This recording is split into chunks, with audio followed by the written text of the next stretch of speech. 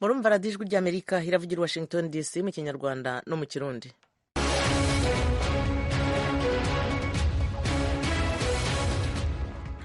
mu Rwanda turi kuri FM 104 n'ibice bitatu no kuri FM 93 n'ibice bitatu, naho mu Burundi ijwi ry'Amerika iravugira ku mirongo migufi kuri metero 19 na metero 22. Mwiriwe neza nshuti muduteze amatwi, ne Eugenia Mukankuso basuhuza, ikaze mwese kuri radio yanyu mu makuru yacu yo kuri uyu mugoroba. Abaturage bigeze gufungirwa ndetse n'abafite ababo bafungiye mu kigo cy'inzererezi mu mujyi wa Kigali ahazwi nko kwa Kabuga barabatabariza bavuga ko ubuzima bwabo buri mu kaga. Bamwe mu bavuganye n'ijwi ry'Amerika bemeza ko biboneye hari abahatakariza ubuzima.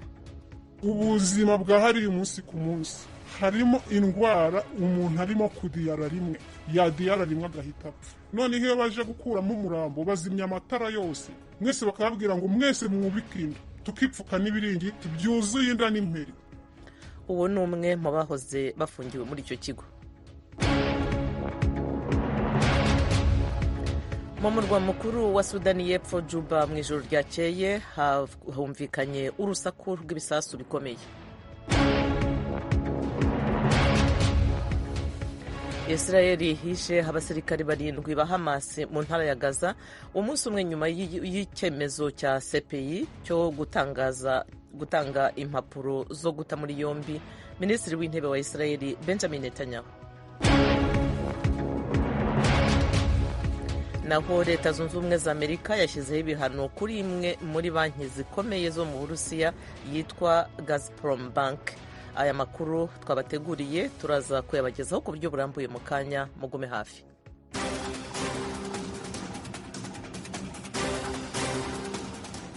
Turahera ku makuru havugwa hirya no hino ku isi, duhereye muri Tanzania aho Freeman Mbowe, umwe mu banyepolitiki bakomeye bo mu ishyaka Chadema ritavuga rumwe n'ubutegetsi, yahagaritswe n'igipolisi kuri uyu wa gatanu. Inkuru tubaza Fidel Niyongabo. Nivyo Eugenie, umugambi utavuga rumwe na leta muri Tanzania Chadema watangaje iyo nkuru mu butumwa ku rubuga X iminsi mike imbere y'amatora yo mu nzego zo hasi ategekanijwe kuba. John Murema, umuyobozi ajejwe gutangaza amakuru n'imigenderanire mu mugambwe Chadema, yatangaje ko Mbowe n'abandi bayobozi b'umugambwe Chadema bahagaritswe n'igipolisi kuri barriere. Yatangaje ko igipolisi cuguruye ku nguvu imiryango y'imodoka barimwo, kirabakubagura congera kirabahagarika ku nguvu. Murema yavuze ko igipolisi cyabatwaye kidatangaje iyo kibajanye, tangaje ko batazi iyo bafungiwe n'impamvu zatumye bahagarikwa, akaba yasabye ko barekugwa. Amatora yo mu nzego zo hasi muri Tanzania ategekanijwe kuba yitezwe kuba igipimo cyo kugena ivyerekeye politike byifashe mu gihugu imbere y'amatora y'umukuru w'igihugu ategekanijwe kuba mu mwaka utaha w'2025. Umugambi ukomeye utavuga rumwe na leta muri Tanzania Chadema batangaje muri iyi ndwi ko benshi mu baserukira bakuwe mu buryo budasiguritse ku rutonde rw'abazokwiyamamariza amatora yo mu nzego zo hasi ku itariki 27 y'ukwezi kwa11. N'ayo makuru kuri Tanzania. Fidel Niyongabo urakoze. Reka tuyakomereze mu murwa mukuru wa Sudani y'Epfo Juba aho mu ijoro ryakeye humvikanye urusaku rw'ibisasu bikomeye. Tubwire rero intandaro yabyo. Hari nyuma yuko inteko zijeje umutekano zigiye guhagarika uwahoze ari umutegetsi mukuru ajejwe iperereza mu gihugu. Ruhagarara rwatanguye hafi isaha imwe yo mw'ijoro mu masaha yo muri Sudani yo mu manuko rubandanya mu kiringo kirenga isaha imbere yuko ruhagarara. Mu ntango z'ukwezi kw'icumi k'uyu mwaka, perezida wa Sudani yo mu manuko Salva Kiir yarakuye Akolkor Kuch mu mabanga y'umutegetsi mukuru ajejwe iperereza mu gihugu. Yari muri ayo mabanga kuva Sudani yo mu manuko yikukiye mu mwaka wa 2011. Perezida Kiir yaciye agena umusubirira bacuditse cyane. Umuvugizi w'igisirikare Major General Lul Ruai Koang yavuze ko Akolkor atahagaritswe, ko yagumye imuhiriwe igihe cose inkoho zariko zirasana.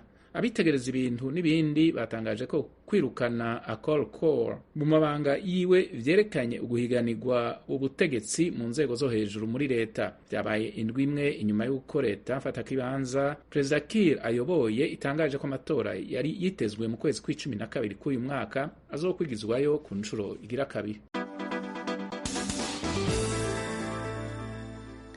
Fidel Niyongabo urakoze. tujye noneho mu burasirazuba bwo hagati.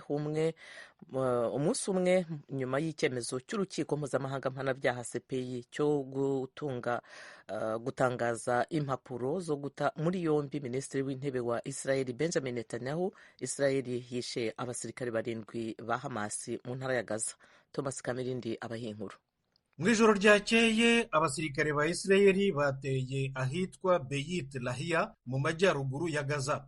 Mu itangazo igisirikare cya Isirayeli cyasohoye kivuga ko mu barwanyi ba Hamas 7 bishe harimo abakomanda 2 bo hejuru bari mu bagabye igitero cya Hamas cyo ku itariki ya 7 y'ukwa 10 2023 muri Isirayeli. Naho inzego z'ubuvuzi zo muri Gaza zivuga ko igitero cy'abasirikare ba Isirayeli kitagarukiye i Beit Lahia gusa, ahubwo ko cyageze n'ahitwa Jabalia.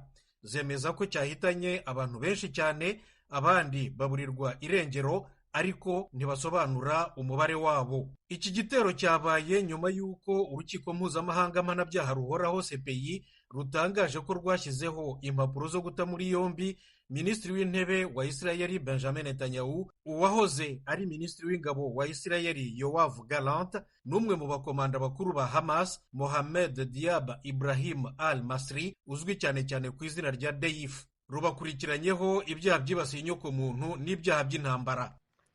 Leta Zunze Ubumwe za Amerika yashyizeho ibihano kuri imwe muri banki zikomeye zo mu Burusiya yitwa Gazprom Bank. Ibindi kuri iyi nkuru nanone Thomas Kamirindi. Gazprom Bank ni iya gatatu mu bunini mu Burusiya, ikaba kandi n'iya sosiyete y'igihangange ya leta y'Uburusiya Gazprom, icukura kandi igacuruza umwuka w'ingufu kimeza gaz. Minisitiri w'imari Janet Yellen atangaza ko ariyo mu zikomeye yari isigaye itarahanwa. Avuga kandi ko ibi bihano bizakoma mu nkokora igisirikare cy'Uburusiya, nanone kandi ko bizatuma Uburusiya bugira ingorane kurushaho zo guca inzira z'ubusamo kubera ibihano bya Amerika kugira ngo bubashe kubona ibikoresho bya gisirikare. Ibi bihano bisobanuye ko Gazprom Bank idashobora gukora ubuhahirane bufitanye isano n'ibigo by'imari byo muri Leta Zunze Ubumwe za Amerika, guhahirana n'abanyamerika abo ari bo bose, no gufatira imitungo yayo iri muri Leta Zunze Ubumwe za Amerika. Uretse Gazprom Bank, Amerika yafatiye ibihano n'izindi banki zirenga 50 zo mu Burusiya, ibigo by'imari byaho 40 n'Abarusiya 15 bakora mu birebana n'imari. Ibi bihano bikurikiranye n'icyemezo cya Amerika cyo koherereza Ukraine indi nkunga ya gisirikare y'amadolari miliyoni 275 n'ibisasu by'imitego bya mina. Byose ni mu rwego rw'umugambi wa President Joe Biden wo kwihutisha imfashanyo nyinshi mu buryo bwose bushoboka muri Ukraine mbere y'uko atanga ubutegetsi ku itariki ya 20 y'ukwezi kwa mbere gutaha.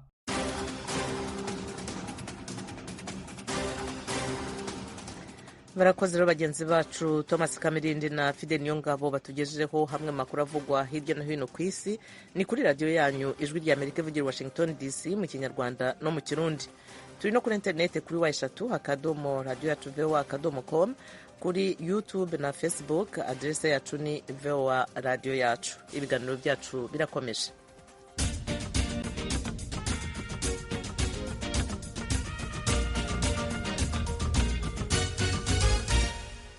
Twerekeze mu karere k'ibiyaga bigari bya Afurika, duhereye mu Rwanda. Abaturage bigeze gufungirwa ndetse n'abafite ababo bafungiye mu kigo cy'inzererezi mu mujyi wa Kigali hahazwi nko kwa Kabuga barabatabariza bavuga ko ubuzima bwabo buri mu kaga.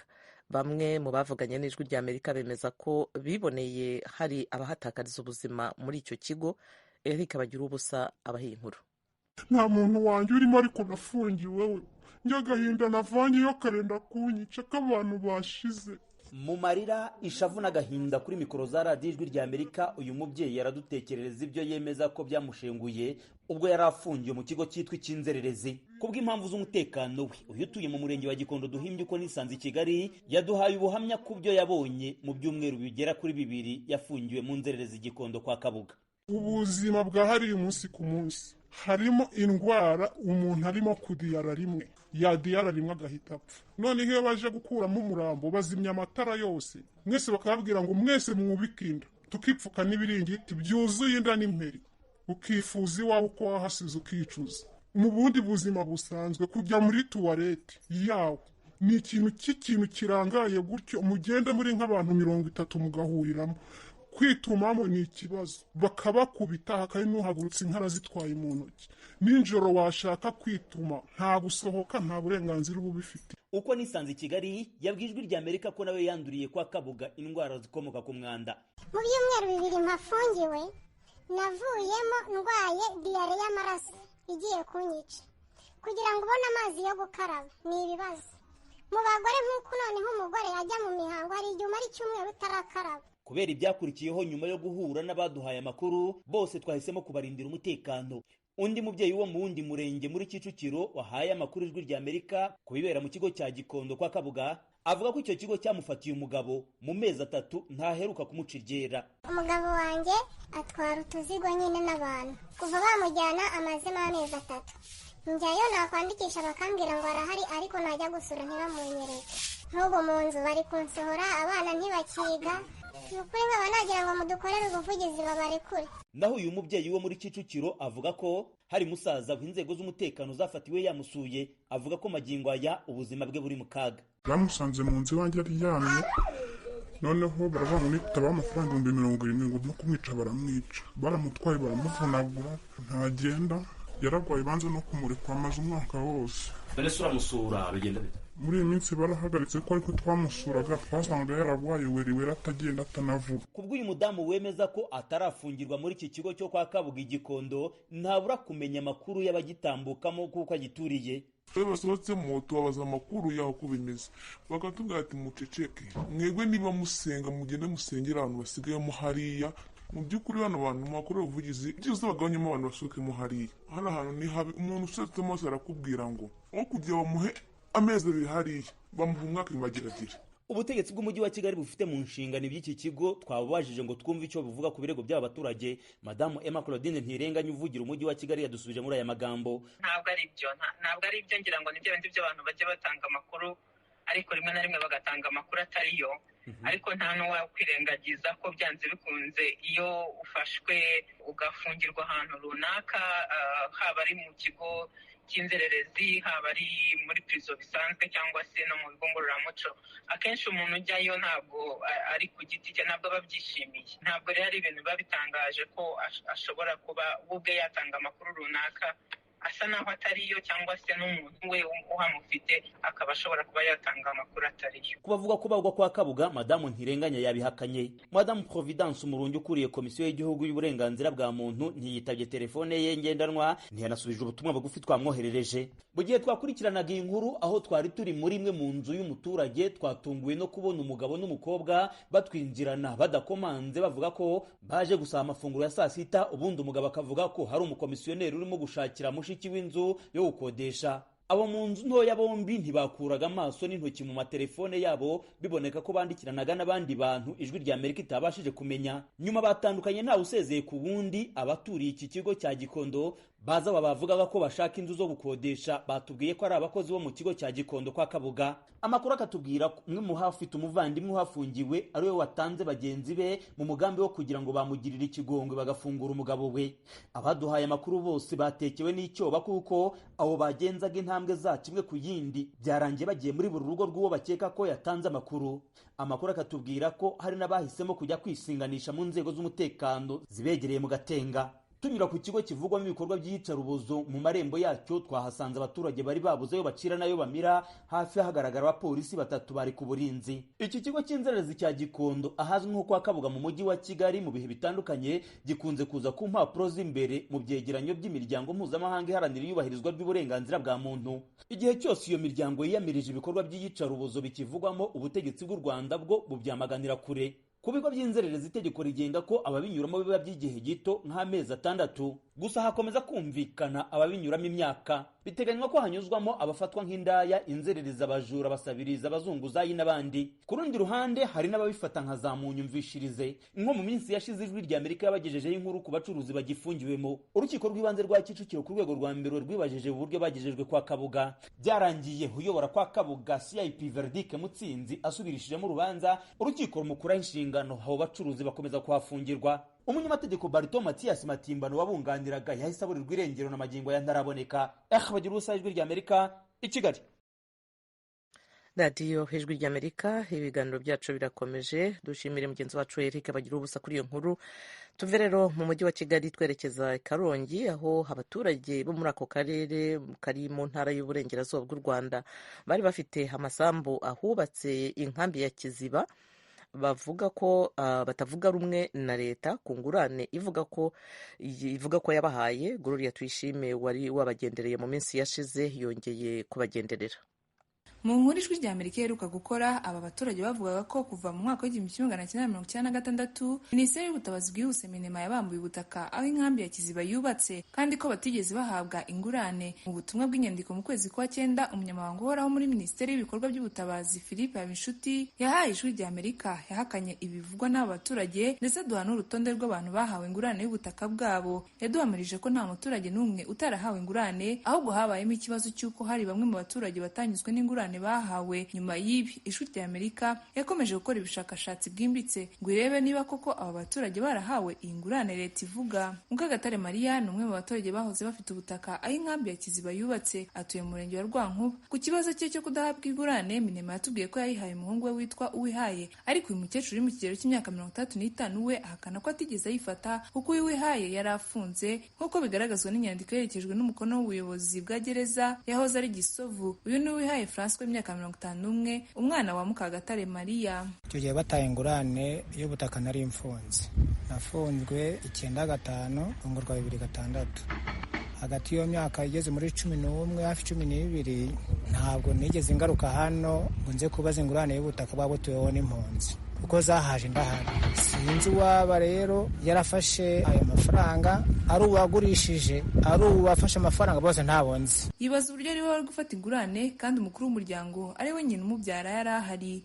Nari kuza gufata amafaranga ingurane y'ubutaka, uyu mukecuru niwe uhagarariye umuryango Mukagatare Maria. Iyo yaza kuba yarafashe amafaranga y'ubutaka atanga ibibanza, niwe baba barayahaye wenda nanjye akampaho. Ibyo ntiyabikoze kuko izina rye baba bararyanditse Mukagatare Maria. Bityo uyu Wihaye akaba ko nta masezerano na make yigeze agirana na leta. Noneho njyewe rero ntabwo nigeze kuva 95 kugeza 2006 ntabwo nigeze ngaruka hano kuba nareba hano hanze, ntabwo bese byize bibaho. Njyewe ntabwo nigeze mfata n'igiceri cy'ifaranga na kimwe kubwo butaka bw'umuryango, kuko nta n'umuyobozi n'umwe nigeze mbona ngo tuvugane kugura. Na HCR yongiye bavuga ngo yatagiye itanga ibibanza ntayo nzi. Kugeza ubu ngubu ndaho ngaho gusa ntegereje ukuntu ibyanjye bizagenda kubwo butaka. Sayimana François nawe n'umwe muri aba baturage Minema yatubwiye ko yahaye ingurane ariko zigafatwa na mukuru we, nawe afite inyandiko zigaragaza ko ubutaka bwubatse inkambi ari ubw'ababyeyi be bitavye Imana. Ikindi cya kabiri, mwabonye ko mfite ibyemezo byerekana ko aho hantu ntaho hahuriye n'ubutaka bwa leta. Kugeza ubu ngubu nubwo bavuga nta nubwo sinzi naho haba, kandi n'icyo gihe nubwo babeshya ngo yarahari ntabwo yigeze aba hariya, kuko nta hantu twari dusiganyeho kuba. Nanjye ubwanjye sinzi aho hantu. Zivuga yuko aho hantu ari ubutaka bw'ababyeyi banjye, ngira ngo nawe wabibonye, ntaho bihuriye n'ubwo butaka bwa leta yibaruye, ntabwo ari ubutaka, kuko twari dufite ahantu hatandukanye habiri. Icyo gice ngende kuburana kiri munsi y'ibitaro, nta hantu bihuriye n'ubutaka bwa leta. Ku rundi ruhande, hari bamwe abaturage bavuga ko bahawe amafaranga make babwirwa ko ari iminsi mike bazahita bahasubizwa. Uyu ni Harerimana Emmanuel wari konseye muri icyo gihe. Batubwiraga yuko nibahatinda bahamara umwaka. Bamwe baduhaye ubufaranga bw'umwaka umwe, bose nibahatinda barahamara umwaka, nuko bamabacumbikiye. Hano wigeze asinya, ntabwo badusinyishije rwose, ahubwo byaje kuntangaza. Hanyuma aho twaje kubona urutonde rw'amazina yacu baragiye badusinyira. Tekereza nkanjye wari konseye kugira ngo banterere igikuba. Abakecuru twari tumwe batazi kwandika no gusoma namba babasinyira ahubwo, kubera ko bari biherereye batatuzi, gusa barebera ku rutonde rwo baduhaweho utwo dufaranga. Karangwa Kazimiri nawe twari twaganiriye. Minema ivuga yuko ingurane yafashwe na se wabo, ariko ntiyemera ko bayahawe nk'ingurane. Batubwiye ko ari cyatishwa, ari ukugushyira ibihari koko bazitahira tugasubirana ibyacu. Noneho jewe nari narumutse nanjye naragiye ku rindi rya data wacu, nta kiguzi kigeze kibaho.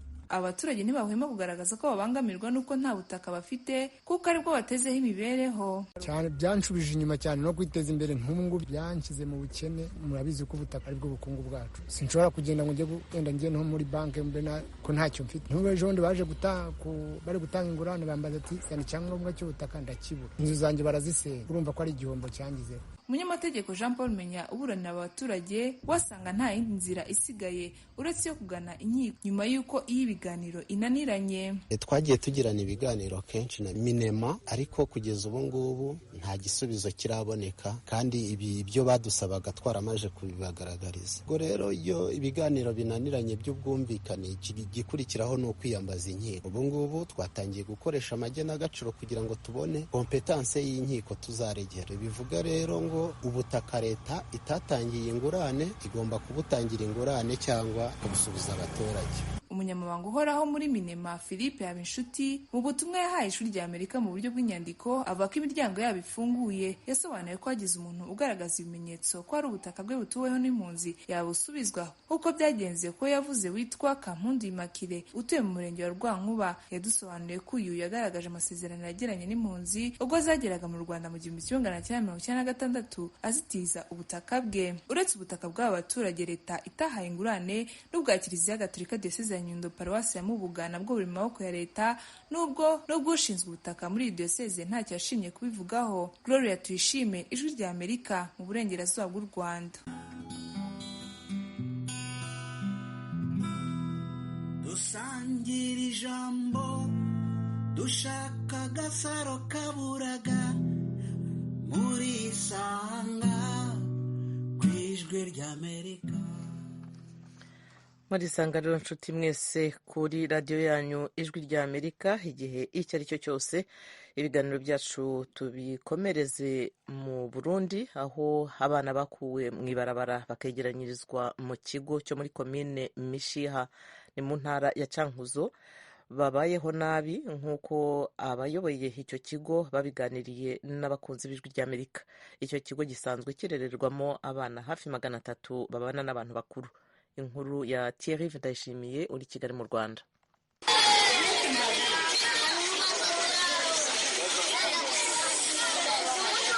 Abo n'abana bahoze mu ibarabara barerewe mu kigo kiri muri zone Munzenze komine Mishiha mu ntara ya Cankuzo. Kugeza ubu ico kigo kikaba gifise abana bashika ku 296 bagizwe n'abahungu n'abakobwa. Muri ico kigo kandi harimo n'abakuze bagera ku 258 bagizwe n'abagabo abakenyezi hamwe n'inkumi bose hamwe bakaba bangana n'555. Ikigo ca Mishiha kikaba gifashwe mu mugongo n'ubushikiranganje bujejwe gushigikirana akaba ari nabwo bubarosi bifungurwa kubavuza hamwe n'ibindi byankenegwa nk'uko bimenyeshwa n'uburongoye ico kigo Jean Baptiste Ndayizeye. Atangura asigura uko bakurikirana abo bana kuri mikro z'abakunzi b'Ijwi rya Amerika birimo kubafungurira n'amasuku. Ubwa mbere ngira twakurikirana turabafungurira tukabakurikirana kugira bakagira isuku turabavuza turose ivyambagwa turayimpuzu bakambara mugabo abo turafise ikibazo kuko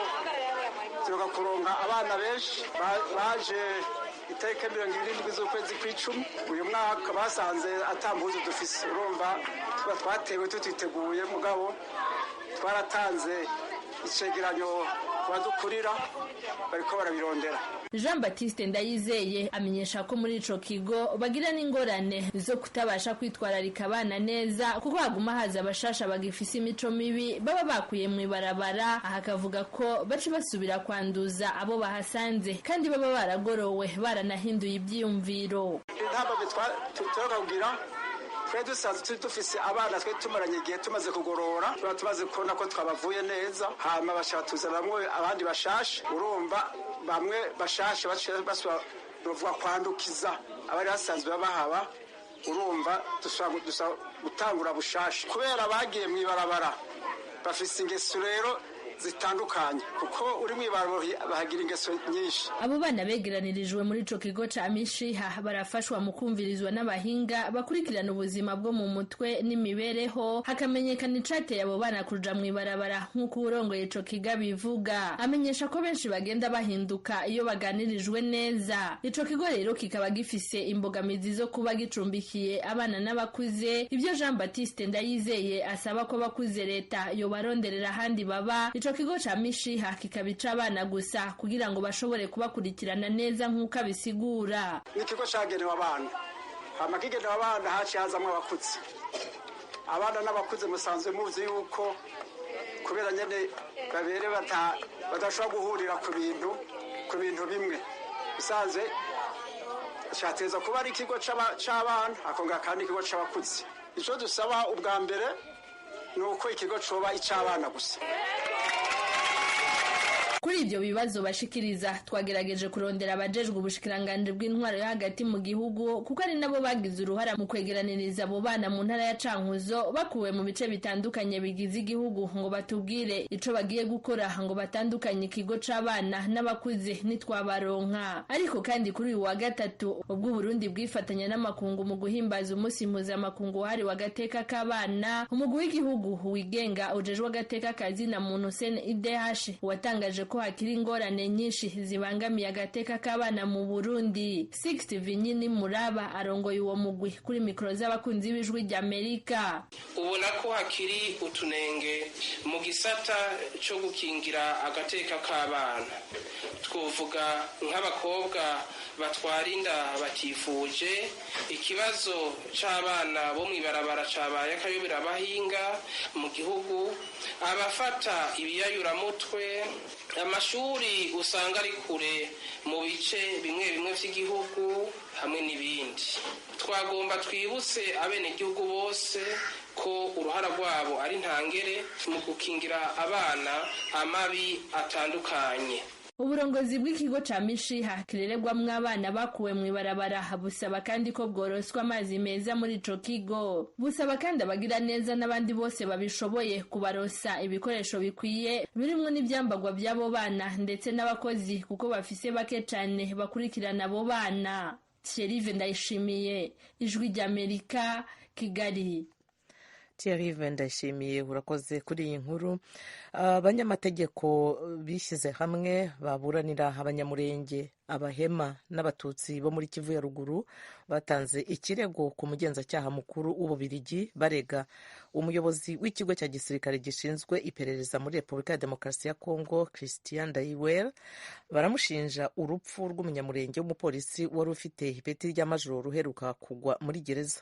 Mugenzi wacu Veniste Nshimiyimana yavuganye na Innocent Nteziryayo, umuhuzabikorwa w'iryo shyirahamwe, arasobanura ikigamijwe.